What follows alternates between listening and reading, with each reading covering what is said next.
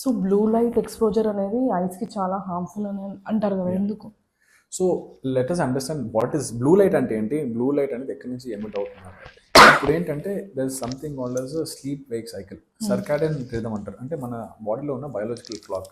So basically ఏంటంటే మనం morning లేచినప్పుడు సన్లైట్ వస్తుంది, సన్లైట్ వచ్చినప్పుడు మనకి మెలటోనిన్ హార్మోన్ మనకు తగ్గిపోతుంది.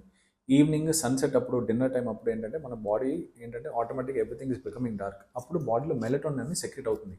ఈ మెలటోనిన్ సెక్రెట్ అవడం వల్ల మనకు స్లీప్ అనేది వస్తుంది అనమాట. సో ఈ టైంలో మనకు ఒకవేళ వీఆర్ యూజింగ్ దిస్ ఫోన్, ఇప్పుడు ఏంటంటే ఫోన్లో కానీ స్క్రీన్స్లో కానీ there is something call blue light that is emitted.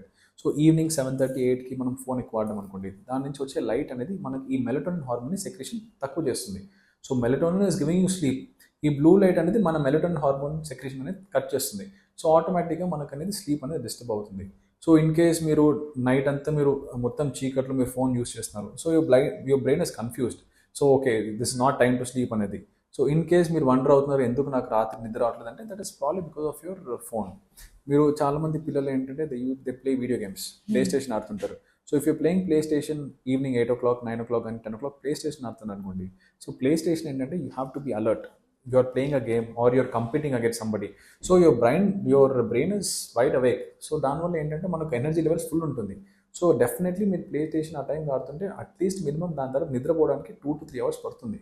So that is why we recommend at least post dinner don't use any cell phones.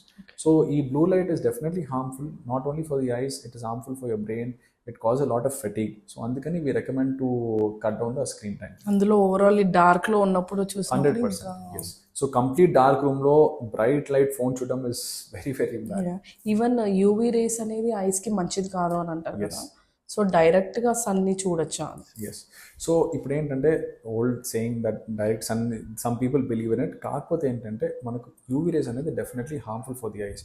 కొంచెం టైం వరకు definitely you can see the sunlight because sunlight వల్ల వచ్చే benefits దానికి ఉంటుంది.